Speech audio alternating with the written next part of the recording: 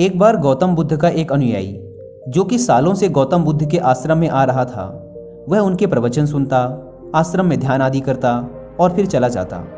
लेकिन अचानक कुछ दिनों से उसने आश्रम में आना ही बंद कर दिया था।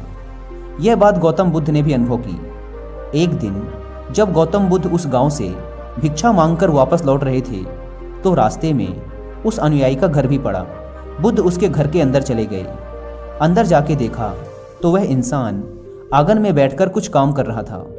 बुद्ध को देखते ही वह जल्दी से हाथ जोड़कर उनके सामने खड़ा हो गया। उसने बुद्ध को पीने के लिए शीतल जल दिया और बैठने के लिए आंगन के चबूतरे पर एक चटाई बिछाई। बुद्ध चटाई पर आराम से बैठ गए। फिर बुद्ध ने उस अनुयायी से पूछा, तुम्हारे घर परिवार में सब कुछ ठीक तो है ना? अनुयायी बोला, हाँ भंते, सब ठीक है। बुद्ध ने पूछा, फिर तुमने आजकल आश्रम में आना क्यों छोड़ दिया? यह सुन वह अनुयायी थोड़ा सा शर्मिंदा होने लगा। फिर बोला, अब मैं आपको कैसे बताऊं बुद्ध?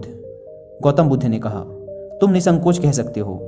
अनुयायी ने कहा, मेरे वस्त्र बहुत ही पुराने हो चुके हैं, वे कई जगह से फट गए हैं, उनमें छेद निकल आए हैं, अब वो बिल्कुल भी पहनने लायक रहे ही नहीं।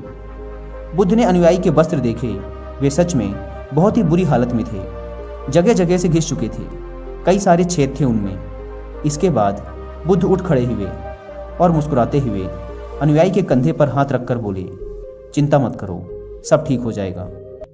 शाम के समय जब आश्रम से सभी अनुयायी बुद्ध के प्रवचन सुन घर वापस जा रहे थे तो बुद्ध ने अपने एक धनवान अनुयायी को रुकने के लिए कहा। जब सब चले गए तो बुद्ध ने अकेले में उस धनवान अनुयायी से अपने उस गरीब अनुयायी को 2 जोड़ी वस्त्र देने को कहा।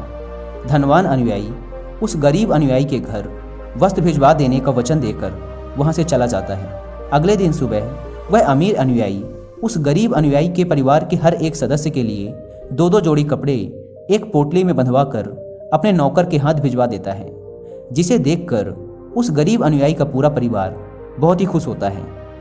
अगले दिन जब वह गरीब अनुयायी दोबारा से बुद्ध के आश्रम उनके प्रवचन सुनने आता है तो अंत में जाते समय बुद्ध उस अनुयायी को रोककर उससे पूछते हैं, क्या अब तुम अपने नए वस्त्रों में आराम से हो?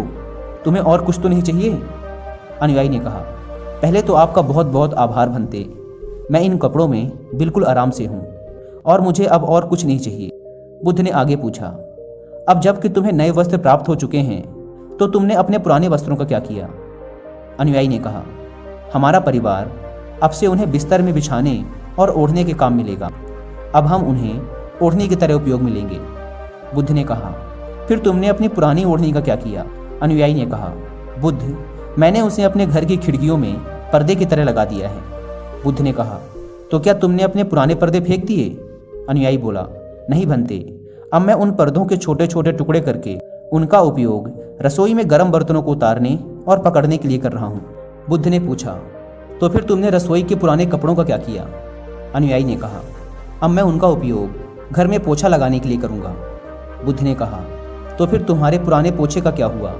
अनुयायी ने कहा, बुद्ध, वो पुराना पोछा इतना तार तार हो चुका था कि अब उसका कुछ भी नहीं किया जा सकता था, इसलिए मैंने उस पोछे से एक एक धागा अलग करके दिए के लिए बातियाँ बना ली। उन्हीं में से कुछ बातियाँ मैंने आश्रम में दान कर दी हैं, जो अब आज रात से आपके कक्ष में प्रकाशित होंगी। यह सुन बुद्ध अनुयायी से संतुष्ट हो गए। वे इस बात से बहुत खुश थे कि उनका शिष्य वस्तुओं को बर्बाद नहीं करता, बल्कि उनका सही से उपयोग करना जानता है। गौतम बुद्ध हमेशा अपने शिष्यों को बहुत ही कम चीज़ों के साथ जीवन निर्वाह करने की शिक्षा देते थे। साथ ही उनका ये भी मानना था कि यदि हमारे पास कुछ भी हमारी ज़रूरत से अधिक है तो हमें उसे दूसरे ज़रूरतमंद लोगों को दे देना चाहिए। काश हमारी आज की जनरेशन भी बुद्ध का ये संदेश समझ पाए। आज लगभग हर इंसान अपनी ज़रूरत से अधिक चीज़ें खरीद रहा है, केवल लोगों की देखा देखी में और दूसरों को शो ऑफ करने के चक्कर में। आजकल पुरानी चीज़ों को रीयूज करना तो दूर की बात है, हम लाई हुई नई चीज़ों को ही पूरी तरीके से यूज नहीं कर पाते।